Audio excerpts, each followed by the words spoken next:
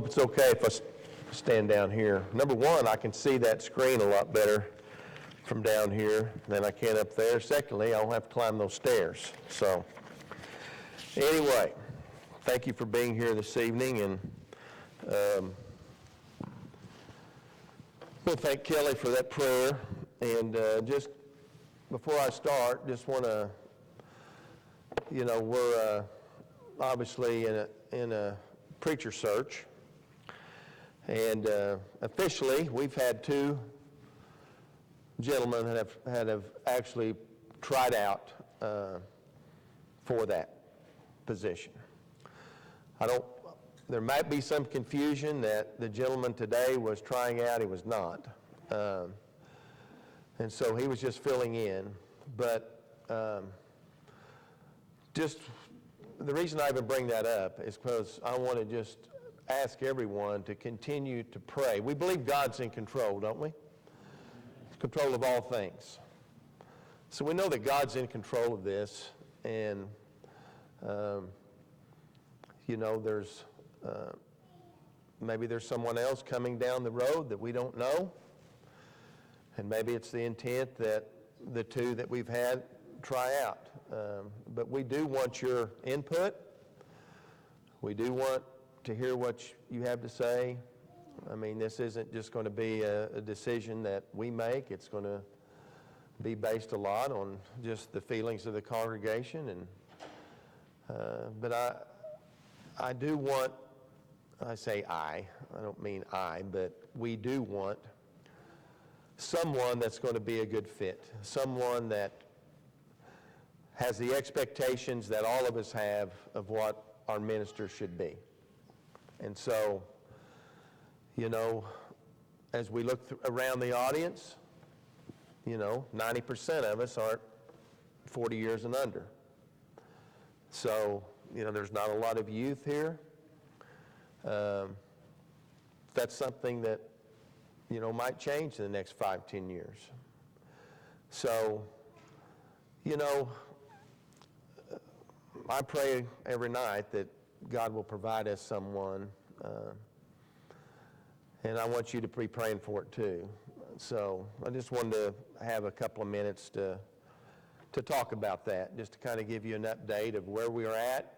We're having an elders meeting tonight, and I'm sure that'll be one of the things that we'll talk about too. So, but anyway, some of you have texted me, some of you have called me, some of you I'm sure have texted or called Larry and Cliff and just express your thoughts and views. So I want you to know we appreciate that, and let's just continue to pray. In a couple of days, I'm going to be driving my truck and my boat to Fort Frances, Ontario. That's in Canada, if you didn't know that. I hope they're still not mad at Americans. I hope they'll let me cross the border and let me fish. But I'm going to have 5 grandsons and 2 sons, so I'm not going to have as many this year as I did last year. But the reason I even say that is because there's been 2 places in the world that I've traveled that really show me God's beauty. I've been in Canada probably 35 times fishing, and I've been in Alaska once. Jill and I's oldest son, Josh, when he was in college, he was a Division I baseball player, and he played in the Alaskan Collegiate League. And so he played at Kenai, Alaska, and I went up there and stayed 10 days with him, and of course we fished, and I flew into Anchorage and rented a car and drove to Kenai, which was about a 5-hour drive. Alaska's pretty big. You don't just get in the car and go anywhere real soon. It's unbelievably just an immense body of land. And it's everywhere you turn, you're going to see a mountain or something, and just when we're in places like that, it makes us feel really, really small, because just the immense beauty that God has provided for us and has blessed us in so many ways. Some of the things that I've I'm going to describe one thing that I saw in Alaska one time. In Canada one time. They had the mayfly hatch one night. We went to bed and woke up the next morning and walked outside, and there's mayflies hanging all off the pine and cedar trees. My whole truck looked like it had a mayfly coat on. We go down to the boat, and we get in. There's mayflies all over the boat. As we idle out onto the lake, now this lake is hundreds and thousands of square miles of water. It's huge. But as far as the eye could see across that water, there was about a half inch of mayflies on the water. There must have been trillions and trillions of mayflies across that water. It's the most amazing thing I've ever seen. It looked like God had rolled out a carpet on this huge body of water, and you could have walked across it on mayflies. Unbelievable. And that gets you to think a little bit about where you're at in God's plan. And so tonight, that kind of ties in a little bit about what we're going to talk about. This slide right here is where I stopped when I was given the lesson on humility. And for those of you that may have not have been here, I'm just quickly going to give you a quick brief so I can move on to the lesson. The gentleman in the top right-hand picture is Admiral William McRaven. He's written several books, and the book of the example that I gave was called The Hero Code, and he talked about an example of humility of Charlie Duke. You remember that story? Charlie Duke was an astronaut, and he sat down at a dinner table with Admiral McRaven, and never, not one time during that whole conversation did he ever mention that he was one of the dozen men that ever walked on the face of the moon. Now, right now, there's only 4 living astronauts that have actually walked on the moon.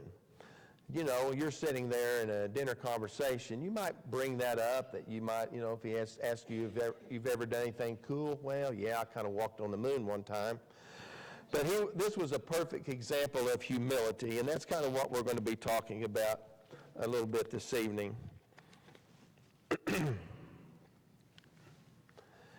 So, when we're talking about the purpose of the parable of the chief seats, one of the things was when Jesus was there, witnessing everyone moving around in the room, trying to jockey for position, it says Jesus confronted the pride he saw in the room, not just in the hearts of the Pharisees, but in every guest reaching for the best seat. Have you ever been somewhere where you've witnessed something that you just kind of shook your head and you thought, I can't believe just what I just saw? Probably maybe on Black Friday, if you've ever been fighting to get through the door at Target or Walmart or something, just people's lack of respect for one another, trying to find a good buy. That may not be a great example, but in a sense, I went to a wedding yesterday. One of my best friend's daughter got married, and of course there wasn't any chief seats. People weren't fighting. They had the wedding at the Performing Arts Center at the ESC. There was, 300 people there at the wedding. It's quite a big deal. But if you can kind of wrap your head around that, Jesus is watching, and this is what he sees. Jesus was shaping his followers into people of genuine humility, not performance or social strategy, but of transformed inner posture. The kingdom values, in God's kingdom, the social order is radically inverted. Last is first. The servant is the greatest, and honor flows upward from below. An invitation. This parable is not a social tip or etiquette lesson. It is a personal call to heart transformation, to let go of self and trust God to do the lifting. This thing's not moving here. Maybe I'm doing it wrong here. There we go. Okay. All right. In Luke 14:7, and he put forth a parable to those which were bidden when he marked how they chose out the chief rooms or chief seats. Matthew 23:5. I want to talk a little bit about this verse. But all their works they do to be seen of men. They make broad their phylacteries and enlarge the borders of their garments. Now, I didn't know what a phylactery was. Do you? A phylactery is a small leather box that during those times, it was a small leather box or pouch that they wore on the arm that contained their prayer scrolls. And so, what do you think the Pharisees had something like that on there? Well, it was for show. Why did they enlarge the border of their garments? You know, to look fancy, to look, you know, maybe one up on someone. So, how can we relate that, if we can envision that, how can we relate that in today's world? And I'm going to talk a little bit of that in just a second. The next verse, Luke 20:46, beware of the scribes, which desire to walk in long robes and love greetings in the markets and the highest seats in the synagogues and the chief rooms at feasts. So, could that be an example that I'm getting more likes on Facebook? I gave you the example the other day about a buddy of mine that called me and wanted to know if I'd ever been to the Kentucky Derby. Why do you think he asked me that question? So he could tell me that he had been to the Kentucky Derby. So he wanted, you know, an excuse or a reason to be able to tell me that. He could have just come out and said, hey. But it was all, I know the guy. He's a good friend. He's got a good heart. But it's all about status to him in a lot of things. And, you know, he took a lot of pictures. He put it on Facebook. And he was wanting to suck in all those comments about what, you know, oh, that's so awesome. Ooh, that's wonderful. Oh, you know, I can't believe you got to go. This and that. So what do you think that does? When somebody gets all that, it puffs you up. And so the next thing, and I don't have a slide for this, but this is the heart of the lesson right here. And that's talking about ego. Ego, just a brief definition of ego, is self-esteem or self-worth, the center of your perception or your inner driver. You know, when I first started teaching school, I was certified in a number of things, but I always taught a school year. I taught the first semester, I would teach psychology, and the second semester, I would teach sociology. So psychology was my favorite.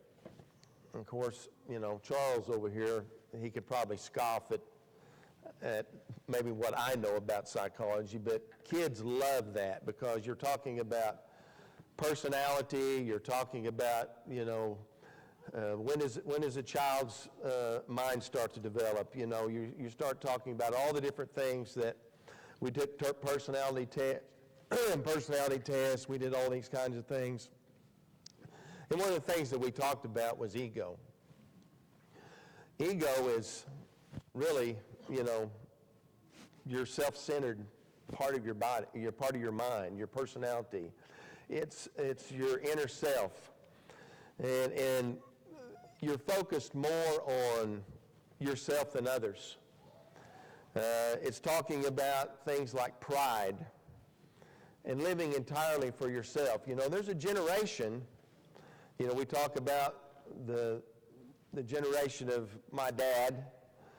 You know, probably if you were still living and you were 90s or older, you're in the greatest generation. You know, those gentlemen fought in World War II, and you know, then of course a little after that was Korea, and after that was Vietnam.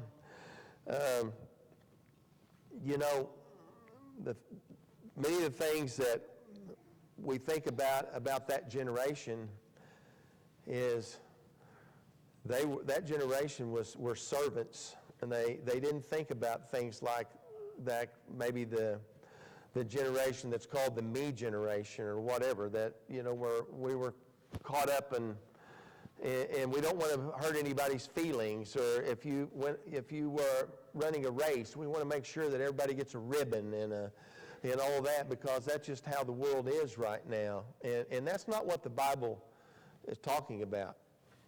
The Bible doesn't tell us that that everyone gets a prize. We're talking about living a life to go to heaven, and if you don't live that life, you're going to go to hell. There's not any participation trophy, and everybody gets to walk through the gate. Jesus taught that putting the ego first is an obstacle to true spiritual life. Jesus made the daily surrenders of one's ego a strict prerequisite for being his disciple. In Luke 9:23, and he said unto all, if any man would come after me, let him deny himself and take up the cross daily and follow me. In Matthew 16:25 and 26, he says, for whosoever shall save his life shall lose it. And whosoever shall lose his life for my sake shall find it. For what shall a man profit if he shall gain the whole world and forfeit his life? Or what shall a man give in exchange for his life?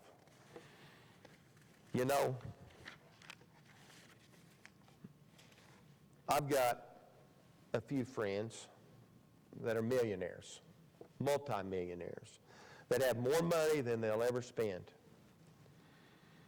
And they earned that money. It wasn't that they did anything wrong to get it or whatever.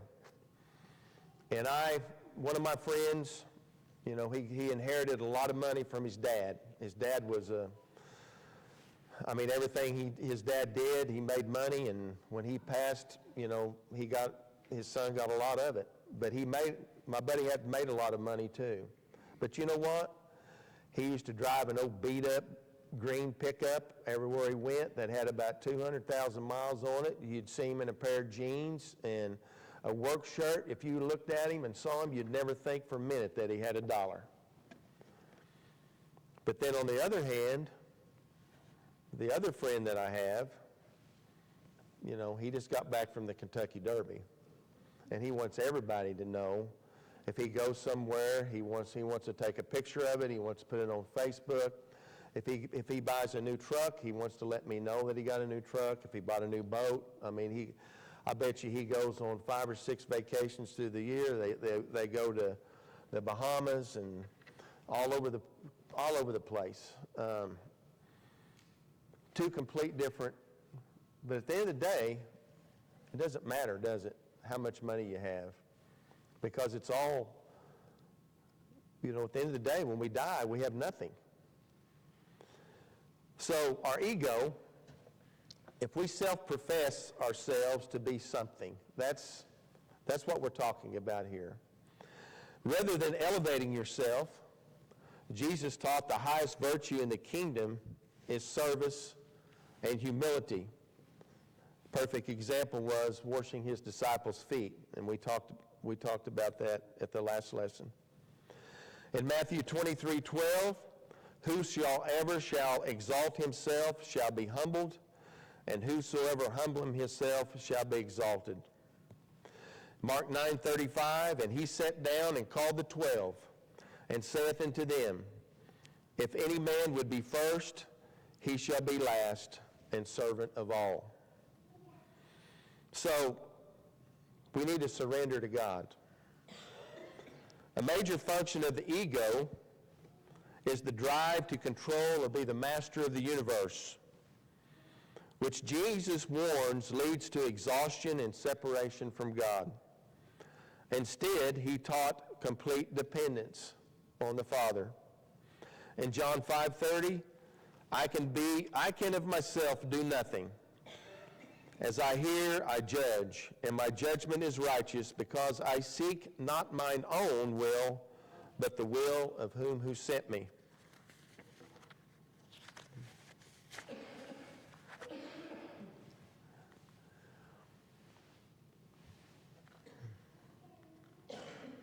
Do you remember this? I know you do. Matthew 20:24. Let me get that to here we go. Then came to him the mother of Zebedee's children with her sons, worshiping him and desiring a certain thing of him. Grant that these two my sons may sit, one on the right hand and the other on the left, in thy kingdom. And when the 10 heard that, they were moved with indignation against the two brethren. What's that talking about? That's talking about a mother that's asking Jesus, hey, I would like you to place my two sons, one on the right, one on the left, in the kingdom. That was from a mother for her sons. Well, I want what's best for my kids, and I know you do too. But that might be asking a little too much. So what did the other 10 do? It says they were moved with what? Indignation. Do you know what indignation is? A feeling of unjust or unfair or morally wrong. So what's the point of this? The point of this is you can see pride anywhere. Mother was wanting something special for her sons, that she was overwhelmed with pride and ego, that she wanted something special for her children.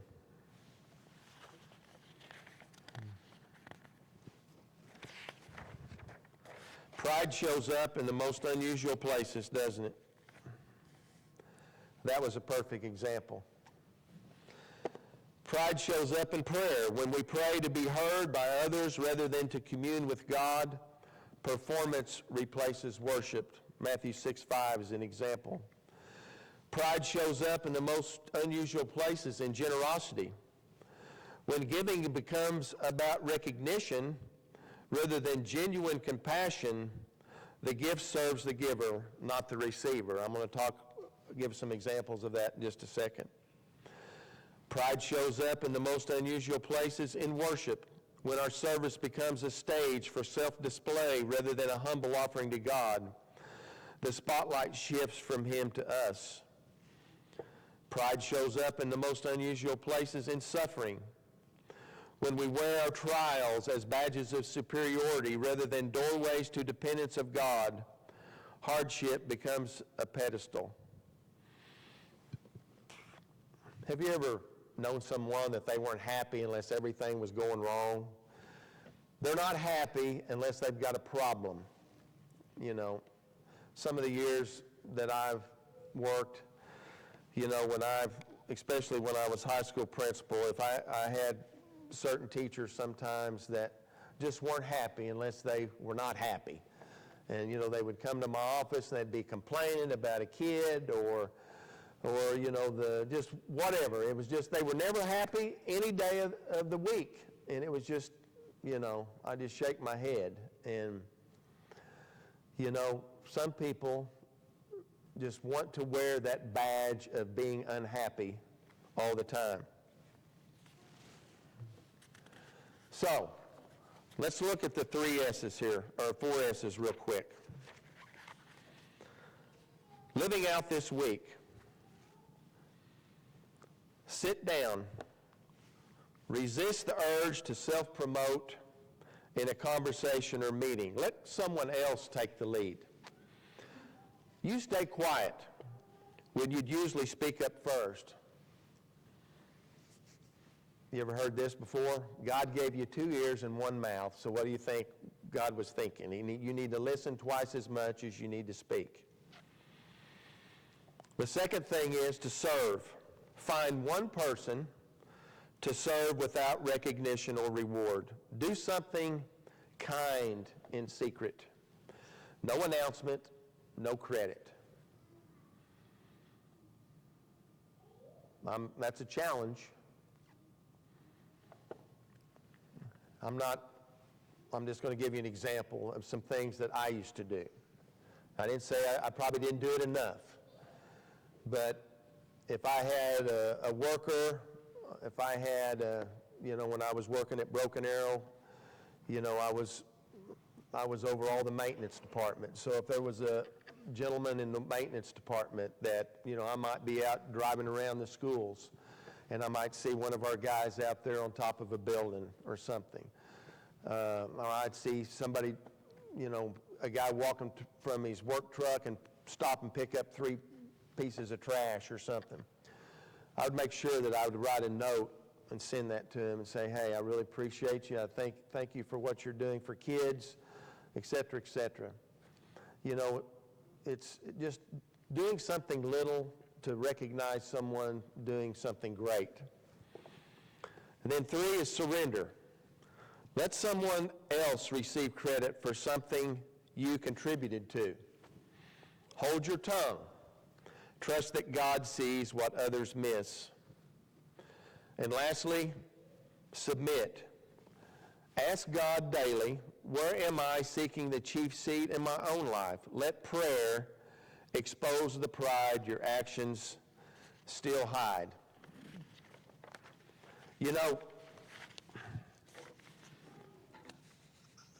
I'm going to give you some biblical examples of people that did not use humility in their life.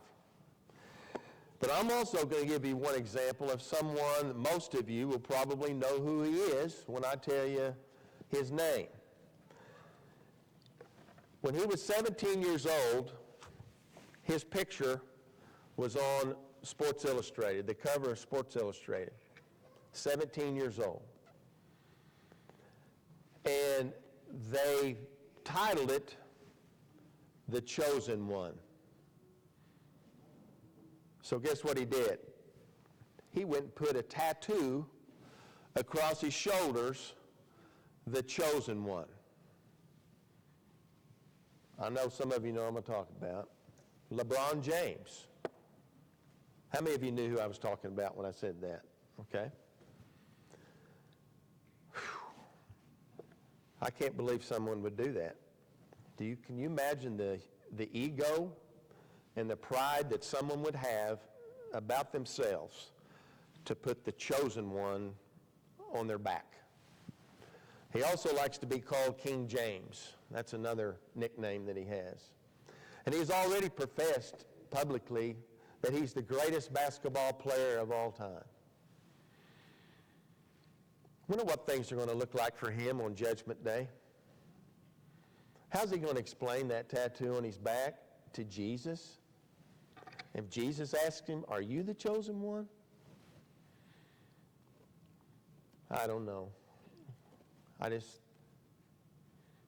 feel sorry for him if he actually thinks he's that important. He hasn't cured cancer. He hasn't solved all the world's problems. He's big and he's strong and he can dunk a basketball. So, I don't know how important that might be in God's realm of importance. But I'm going to give you some examples of what happens to people that don't have humility in their life. In Daniel 4:28-33, if we want to turn to that, let's read that real quick.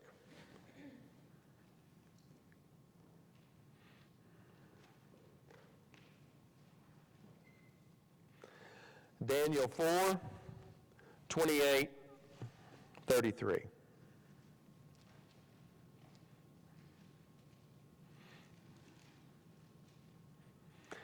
And this came upon the king Nebuchadnezzar. At the end of 12 months, he was walking in the royal palace of Babylon. The king spake and said, is not this great Babylon, which I have built for the royal dwelling place, by the might of my power and for the glory of my majesty? While the word was in the king's mouth, there fell a voice from heaven, saying, O King Nebuchadnezzar, to thee it is spoken, the kingdom is departed from thee, and thou shalt be driven from men, and thy dwelling shall be with the beasts of the field.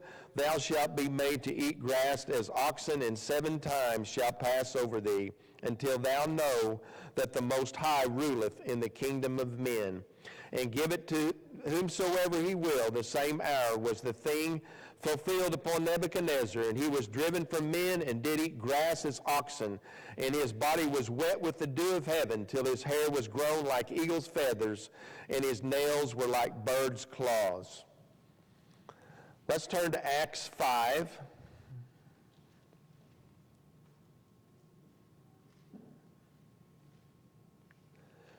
(1 through 11). But a certain man named Ananias, with Sapphira his wife, sold a possession and kept back part of the price.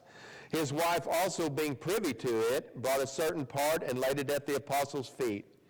But Peter said, Ananias, why hath Satan filled thy heart to lie to the Holy Spirit and to keep back part of the price of the land? While it remained, did it not remain thine own? And after it was sold, was it not in thy power? How is it that thou hast conceived this thing in thy heart? Thou hast not lied unto men, but unto God. And Ananias, hearing these words, fell down and gave up the ghost. And great fear came upon all that heard it. And the young men arose and wrapped him round, and they carried him out and buried him. And it was about the space of 3 hours after, when his wife, not knowing what was done, came in. And Peter answered unto her, Tell me whether ye sold the land for so much? And she said, Yea, for so much. But Peter said unto her, How is it that ye have agreed together to try the Spirit of the Lord? Behold, the feet of them that have buried thy husband are at the door, and they shall carry thee out. And she fell down immediately at his feet and gave up the ghost. And the young men came in and found her dead, and they carried her out and buried her by her husband.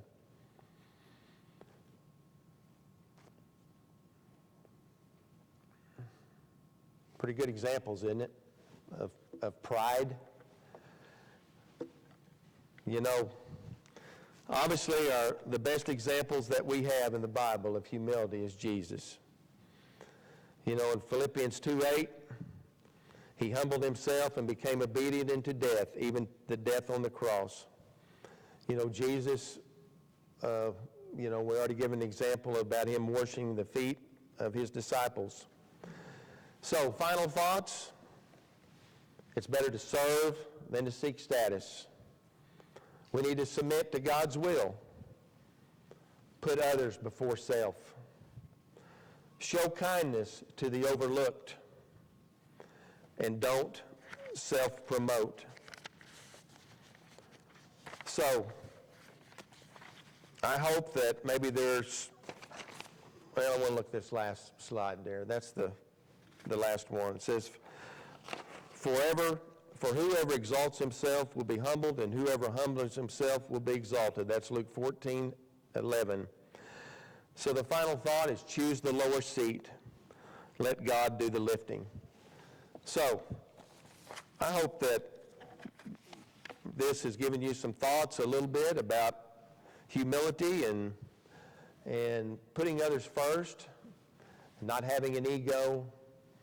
Think about this week, about what can I do to serve others? What can I do when no one is watching? What can I do something kind, something that no one will know? Maybe I'll do something nice for my neighbor.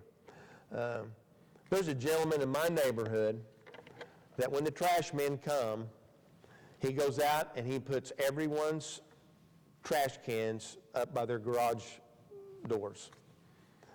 There's several widows that live just down from us, and he's older than I am. He can't even hardly get around, but that's one thing that he does. It's in his mind. That's one thing I can do for my neighbors.